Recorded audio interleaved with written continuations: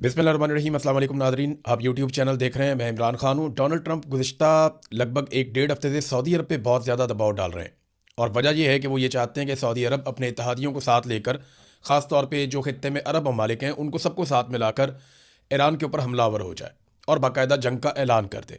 Donald Trump के पास कोई और रास्ता बचा नहीं है।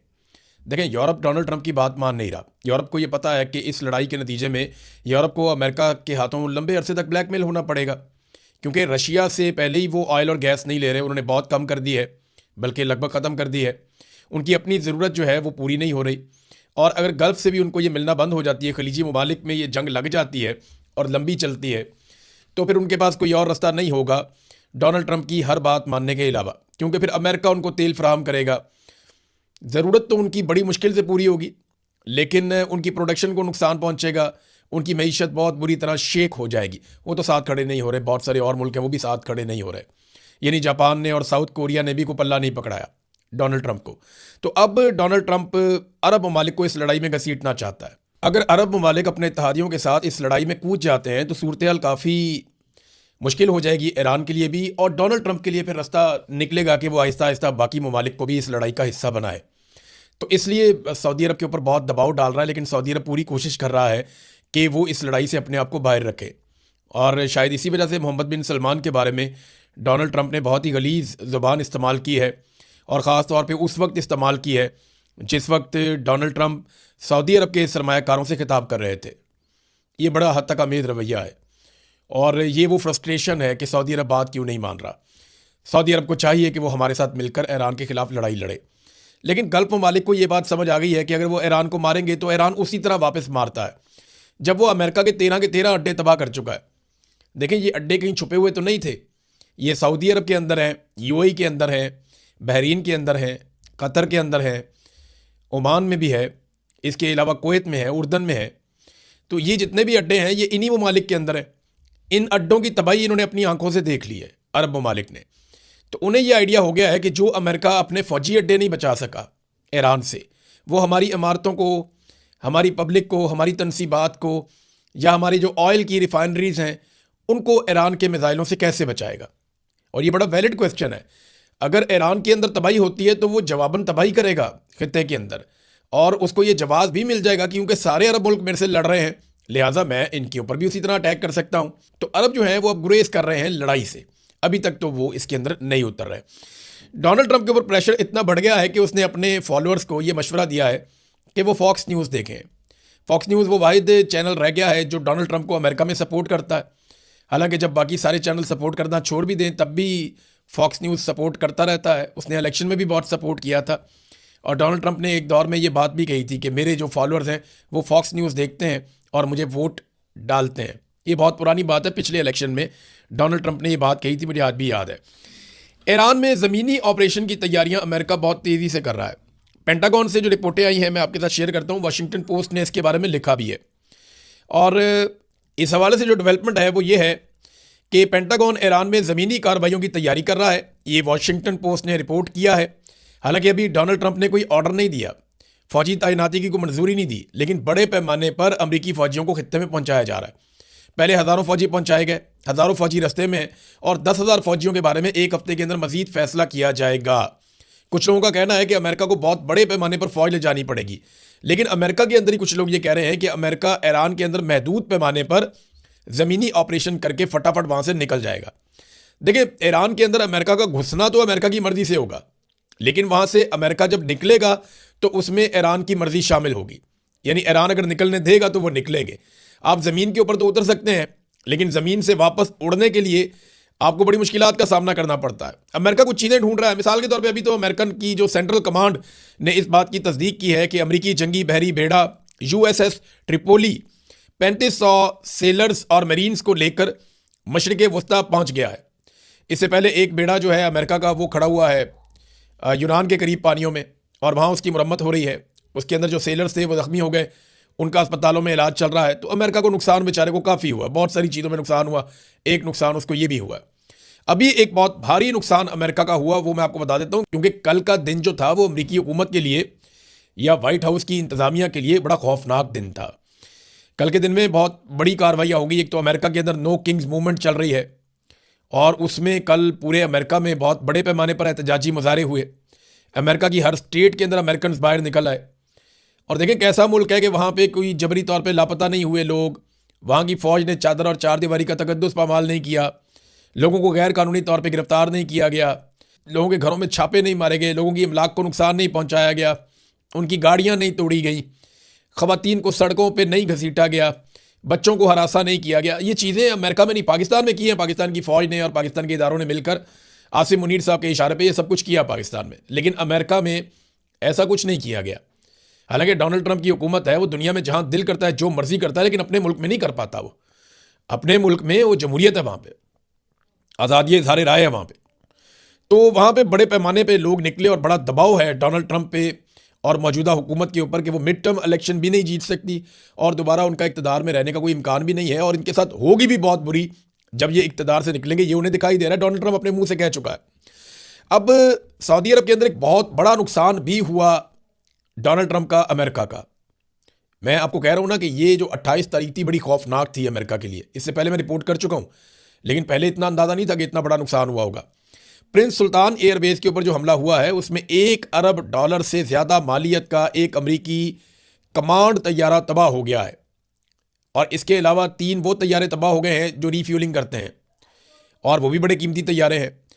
यानी जो तैयारा तबाह हुआ, मेन तैयारा E3 एवॉक्स तैयारा जो तबाह हुआ, ये लड़ाई में बहुत मदद करता है, पूरा जो फ़िज़ाई ऑपरेशन है उसमें मदद करता है अमेरिकन एयरफोर्स की, और ये आगाह करता है किसी भी हमले के हवाले से, किसी भी मिसाइल के हवाले से। तो ये बड़ा कमाल और बड़ा एक्सीलेंट किस्म का तैयारा है जिसको तबाह कर दिया। और इस तैयारे के बिल्कुल मिड में आके इसराइली ड्रोन था या मिसाइल था, वो बिल्कुल आके इसके पेट में लगा, बीच में से तैयारा ही दो कर दिया। और अब इसकी ईरान ने वीडियो भी जारी कर दी है, तस्वीर भी जारी कर दी है। उसके अंदर अगर आप देखें तो ये तैयारा तो रिपेयरेबल ही नहीं है, बिल्कुल ही मुकम्मल तौर पे तबाह बर्बाद करके कचरा बना दिया तैयारे को। अब वो स्क्रैप में बिक सकता है और कुछ नहीं हो सकता इस तैयारे का। तो एक तो ये अमरीकी तैयारा बिल्कुल ही बर्बाद कर दिया। इसके अलावा 3 दीगर तैयारे अमेरिका के जिनकी मालियत 80 मिलियन अमरीकी डॉलर्स है, वो 3 तैयारे भी तबाह कर दिए। और वहाँ पे अमरीकी फ़ौजी भी बहुत बड़े पैमाने पे थे, वो ज़ख्मी भी हुए हैं। अब अमरीकी फ़ौजी हलाक हुए या नहीं हुए, इस हवाले से अभी तक कोई इतला नहीं है। तो अमेरिका के पास जो है वो अब तैयारों की कमी होती जा रही है, एक एक करके उनके तैयारे गिरते जा रहे हैं और ज़मीन के ऊपर भी तबाह होते जा रहे हैं। तो 4 आप ये शामिल कर लें, 16 पहले ब्लूमबर्ग ने बताए हुए थे, एक थोड़े दिन पहले ईरान ने बताया था, तो ये तो 2 दर्जन के करीब नंबर पहुँचने वाले हैं। अमेरिकन तैयारों के गिरने की रफ्तार इंडियन तैयारों के गिरने की रफ्तार से भी शायद ज़्यादा बनती जा रही है। और हैरत अंगेज़ तौर पे वो मुल्क अमेरिकी तैयारों को तबाह कर रहा है जिसकी अपनी कोई प्रॉपर एयरफोर्स ही नहीं है। यानी ईरान के पास तो कोई प्रॉपर एयरफोर्स नहीं है। अगर रशिया से लड़ते जिनके पास अपनी एयरफोर्स है, या चाइना से लड़ते जिनके पास अपनी एयरफोर्स है, तो फिर सोचिए कि आप कितना नुकसान होता अमेरिका को, ये आप इमेजिन कर सकते हैं। नाज़रीन, रूस ने इस वक्त एक बड़ा कदम उठाया। देखें, रशिया पैसा तो कमा सकता है तेल बेच के, और उसने पहले कमाया भी है पैसा, और वो आइंदा भी पैसा कमाएगा। तेल और गैस के ज़खायर तो उसके पास ही रहेंगे ना, उन पर तो कोई कब्जा करने नहीं जा रहा। लेकिन इस वक्त अमेरिका पे शदीद दबाव है आलमी सतह पे बढ़ती हुई पेट्रोलियम मसनूआत की कीमतों का। तो अमेरिका ने रशिया के ऊपर से पाबंदियां उठवा दी कि जनाब रूस अपना तेल बेच ले। हत्ता कि ईरान भी अपना तेल बेचे तो अमेरिकन चुप रहते हैं कि ठीक है, बेचने तो इनको तेल, आलमी मंडी के अंदर कीमत तो मुनासिब रहेगी। लेकिन अब रशिया ने बड़ी कार्रवाई कर दी। रूस ने ऐलान कर दिया कि वो 1 अप्रैल से लेकर 31 जुलाई तक, यानी 4 महीने तक वो पेट्रोल नहीं बेचेगा, गैसोलीन नहीं बेचने जा रहा दुनिया को। अब इससे क्या होगा, ये और प्रेशर बढ़ेगा, यूरोप के ऊपर प्रेशर बढ़ेगा, जो मशरिक़ वस्ता है इसके ऊपर प्रेशर बढ़ेगा, अफ्रीका पे बढ़ेगा, और साउथ एशिया पे बहुत प्रेशर बढ़ेगा।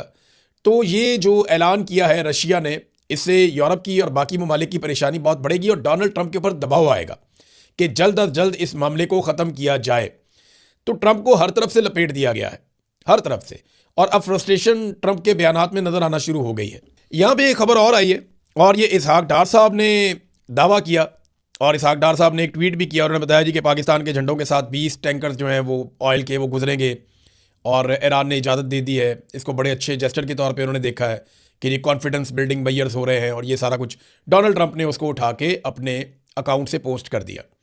अब डोनाल्ड ट्रंप की बेचारे की ये सूरत हाल हो गई है कि इसहाक डार जैसे पाकिस्तान में कोई मुंह नहीं लगाता, डोनाल्ड ट्रंप उसका स्टेटमेंट उठा के रीपोस्ट कर देता है। ये डोनाल्ड ट्रंप की सूरत हाल बन चुकी है। उसको सिर्फ इतना पता हो ना कि ये आदमी पाकिस्तान में क्या है और इसकी पाकिस्तान में क्या हैसियत है, तो डोनाल्ड ट्रंप को अंदाज़ा हो जाए कि वो बेचारा किस हद तक परेशान हो गया। और पाकिस्तानियों को तो बड़े आराम से आइडिया हो जाएगा कि अगर इसहाक डार जैसे आदमी की तौसीह करनी पड़ रही है डोनाल्ड ट्रंप को, तो डोनाल्ड ट्रंप की बेचारे की अपनी क्या हालत होगी।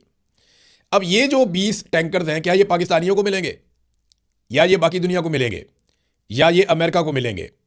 इसका जवाब इसहाक डार ने नहीं दिया। ये सवाल इसहाक डार से और हुकूमत से पूछा जाएगा और मुझे उम्मीद है कि हुकूमत इसका कोई ना कोई जवाब देगी। अगर तो ये पेट्रोल पाकिस्तानियों के लिए आ रहा है तो पाकिस्तान में तो बहरान होना नहीं चाहिए कि सस्ता पेट्रोल पाकिस्तान को मिल रहा है। पाकिस्तान तो ईरान से भी सस्ता पेट्रोल ले सकता है। ईरान तो हमेशा से कहता रहा कि हमसे आप पेट्रोल खरीद लें, हम आपको सस्ता पेट्रोल दे देते हैं, लेकिन पाकिस्तान अमेरिका से डरता रहा है। अब जब पाबंदियां खुली हैं, पाकिस्तान को मौके से फ़ायदा उठाना चाहिए। देखें ना, पाकिस्तान के अंदर PSL हो रही है, इंडिया के अंदर IPL हो रही है।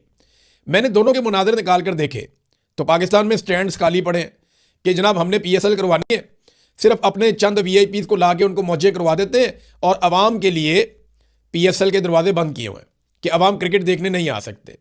रीज़न ये नहीं है कि पेट्रोल ये बचा रहे हैं। पेट्रोल बचाना होता तो ये 50-50 गाड़ियों के काफिलों में ट्रैवल करते। इन्होंने पैसा बचाना होता तो ये अय्याशी वाले 11-11 अरब के जहाज़ खरीदते। इन्होंने पैसा बचाना होता तो ये MNS को जो इन्होंने इतने बड़े बड़े फंड्स दे दिए हैं वो फंड ही वापस ले लेते। पैसा बचाना मतलब नहीं है, ये पब्लिक से छुपना चाह रहे हैं। इस वक्त लोगों में गुस्सा बहुत ज़्यादा है और उस गुस्से का ये सामना नहीं कर पा रहे, लिहाजा इन्होंने एक क्रिकेट लीग के अंदर से ही फैंस को उठवा दिया कि लोग आएंगे, वो बातें करेंगे। मरियम नवाज को लेकर जाना था, जैसे मरियम नवाज के पास वोट नहीं है वैसे ही क्रिकेट PCB के पास जो है वो फैंस नहीं है। जब फैंस आएंगे तो वो बात भी करेंगे, पॉलिटिकली आज़ाद लोग हैं, वो अपने ख्यालात का इजहार करेंगे। तो ये एक प्रॉब्लम भी है। देखिए ना, इंडिया के अंदर IPL में क्राउड भरा हुआ है। अब ये सिर्फ फिनोमिना पाकिस्तान के लिए तो नहीं है ना। पाकिस्तान उठा के पेट्रोलियम मसनूआत की कीमतें 55 रुपए बढ़ा रहा है। इंडिया जो है 13 रुपए जो टैक्स ले रहा था उसको कम करके ड्यूटी को 10 रुपए और कम करके 3 रुपए कर रहा है। यानी वो ड्यूटी को कम कर रहा है कई गुना। पाकिस्तान जो है वो कीमतें कई गुना बढ़ा रहा है। इंडिया के अंदर कारोबारी जिंदगी चल रहा है, मामला ठीक है। पाकिस्तान के अंदर नहीं चल रहा, मामला ठीक नहीं है। इस वक्त इंडिया में IPL के अंदर स्टेडियम भरे पड़े हैं, पाकिस्तान में PSL के अंदर स्टेडियम खाली है। भाई क्या रीज़न है? और एक और रिपोर्ट आई है, इस रिपोर्ट के मुताबिक पाकिस्तान में पिछले साल की निस्बत इस दफ़ा पेट्रोल ज़्यादा खर्च हो रहा है। भाई अच्छी आपने कफ़ायत जारी शुरू की है, स्कूल बंद कर दिए कि जनाब पेट्रोल बचाना है, वो पेट्रोल पिछले साल से ज़्यादा खर्च हो रहा है। क्यों ज़्यादा खर्च हो रहा है? आपने अफरा तफरी फैला दी, आपने लोगों को खौफजदा कर दिया। लोग पेट्रोल ज़्यादा खरीदना शुरू हो गए, लोग पेट्रोल स्टोर करना शुरू हो गए, इसलिए पेट्रोल ज़्यादा चला गया। इस हुकूमत को बिल्कुल काबिलियत है ही नहीं और लोगों को इनके ऊपर किसी किस्म का कोई एतबार ही नहीं है, इसलिए लोग जमा करना शुरू कर देते हैं। और सबसे पहले ये क्या काम करते हैं, कुछ भी हो जाए सबसे पहले ये स्कूल बंद करते हैं। स्मोक आ गई, स्कूल बंद करो, ये हो गया स्कूल बंद करो, वो हो गया स्कूल बंद करो, गर्मी थोड़ी ज़्यादा आ गई, स्कूल बंद करो। सबसे ज़्यादा नफरत नवाज शरीफ को और उसके ख़ानदान को तालीम से, क्योंकि तालीम और शऊर इनकी मौत है। पाकिस्तान की मिलिट्री एस्टेब्लिशमेंट और PMLN, इन दोनों का सबसे बड़ा मसला यह है कि पाकिस्तानी तालीम हासिल ना कर लें किसी तरह। अगर ये तालीम हासिल कर लेंगे, ये एजुकेटेड हो गए, इनको शऊर आ गया, तो ये हमसे सवाल पूछेंगे और हमारे पास जवाब है नहीं। याद है ना थोड़े दिन पहले मरियम नवाज ने क्या कहा था? उसने कहा था ना कि शऊर से पेट नहीं भरता, पेट तो जानवर का भी भर जाता है लेकिन उसे शऊर नहीं होता। तो ये अजीबोगरीब इंसानों को जानवर समझते हैं और जानवर बनाकर रखना चाहते हैं।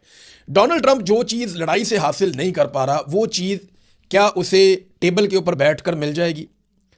डोनाल्ड ट्रंप के 15 मुतालबात को मैंने आपको पढ़ के सुनाया था, मैंने बड़े गौर से पढ़े और उसके ऊपर मैंने गौर किया कि लड़ाई के मैदान में आप जो चीज़ हासिल ना कर पा रहे हो ना, वो आपको टेबल टॉक में नहीं मिलती। टेबल टॉक में आपको उतना ही मिलता है जितना आपके पास इम्कान होता है कि आप लड़ाई में जीत सकते थे, लंबी लड़ाई में जीत सकते थे, या आपका इत्तेहाद इतना बड़ा होता है कि आप कहते हैं हम दबाव बढ़ा के, जितना आप दबाव डाल लें। लड़ाई में डोनाल्ड ट्रंप दबाव डाल नहीं सका, तो जब दबाव नहीं डाल सका तो फिर वो किस तरीके से इतने बड़े बड़े मुतालबात मनवाएगा? और दबाव डालने के लिए दीगर ममालिक अभी तक डोनाल्ड ट्रंप को मैसर नहीं है, फिर भी वो अपनी फौज इस बहाने पहुंचा रहा है कि कुछ भी करके, कोई फॉल्स फ्लैग करके सबको इकट्ठा करके ईरान के ऊपर अटैक किया जा सके। बहरीन में काम उल्टा हो गया, जो रजीम तब्दील करना था ईरान के अंदर, इस वक्त मुजाहरे कहाँ हो रहे हैं? अमेरिका के अंदर, मुजाहरे कहाँ हो रहे हैं? इसराइल के अंदर। इसराइल में बहुत बड़े पैमाने पे लोग निकल आए, लड़ाई शुरू हो गई, पुलिस के साथ झड़पें शुरू हो गई। वो लोग कहते हैं जी हमने यहाँ पे रजीम तब्दील करना, हम नेतन्याहू को नहीं मानते। तो नेतन्याहू ने ईरान का रजीम तब्दील करना था, उसका अपना रजीम खतरे में पड़ गया वहाँ पे। और अमेरिकन रिपोर्ट कह रही है कि ये बंदा जेल में ही जाएगा जंग के बाद, जो सूरत बन रही है।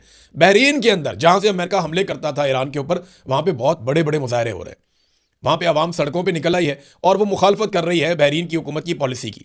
वो ये कह रहे हैं कि अमेरिका और इसराइल की लड़ाई से अपने आप को अलग करो और जो अमेरिकी अड्डे हैं वो यहाँ से निकालो। वो ईरान की हमायत कर रहे हैं। अब पाकिस्तान के अंदर भी यही सूरत हाल है। पाकिस्तान में भी ईरान की हमायत ज़्यादा है। बाकी जो अरब ममालिक हैं वहाँ पे जब आप मुकाबला करते हैं ना ईरान का मुसलमान मुल्कों के साथ, तो शायद ईरान की हमायत कम होगी, लेकिन जब आप मुवाजना करते हैं ईरान का इसराइल और अमेरिका के साथ, तो सबकी हमायत ईरान के साथ ऑटोमेटिकली चली जाती है।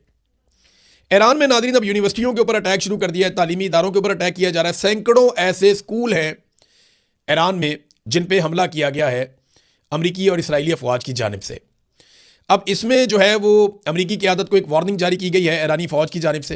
उन्होंने कहा जी कि काबिज़ अफवाज ने तेहरान में university of science and technology पर बमबारी करके एक बार फिर ईरानी यूनिवर्सिटियों को निशाना बनाया है। वाइट हाउस के हुक्मरान जान लें कि अब मगरबी एशिया में मौजूद काबिज़ हुकूमत की तमाम यूनिवर्सिटियाँ और अमरीकी यूनिवर्सिटियाँ जायज़ अहदाफ तसव्वुर की जाएंगी। यानी इसराइल और अमेरिका की तमाम यूनिवर्सिटियाँ जायज़ अहदाफ हैं। जब तक कि तबाहशुदा ईरानी यूनिवर्सिटियों के बदले में उनकी 2 यूनिवर्सिटियों को जवाबी कार्रवाई का निशाना नहीं बना लिया जाता, हम ये करेंगे। अब अंदाज़ा करें कि ईरान ने जो कुछ उसके साथ हुआ ना, उसका उतना ही उसने जवाब दिया। उसने कहा जी आपने हमारी यूनिवर्सिटियाँ तबाह की, अब हम आपकी यूनिवर्सिटियाँ तबाह करेंगे और इस खित्ते में आपकी यूनिवर्सिटियाँ मौजूद हैं, आपकी इन्वेस्टमेंट है यहाँ पे और आपके तालीमी इदारे, अब हम उनको तबाह कर देंगे। नाज़रीन, दूसरी जानिब हिज़्बुल्लाह ने और हौसियों ने हमले बहुत तेज़ कर दिए और बहुत सारे टैंक इसराइल के तबाह कर दिए हैं। इसराइल के ऊपर एक के बाद एक यलगार की जा रही है। तो ये ईरान के साथ साथ अब वो भी अटैक कर रहे हैं। ईरान ने बड़े खौफनाक हमले किए हैं गुज़िश्ता 24 से 36 घंटों में, और ये लड़ाई कम होने की बजाय बढ़ती हुई दिखाई दे रही है। ये बात मुझे दुरुस्त नज़र आती है कि अगले 8-10 दिन बहुत इंपॉर्टेंट हैं। अगर 6 तारीख तक इस लड़ाई को समेट के बंद कर दिया गया तो बहुत अच्छी बात है, लेकिन अगर ये लड़ाई फैल गई और मज़ीद हमायती सामने आ गए दोनों जानिब से, तो ये लड़ाई फिर किसी और सिमत चली जाएगी, खुदा न खास्ता, जिसका खुमियाजा पूरी दुनिया को भुगतना पड़ेगा।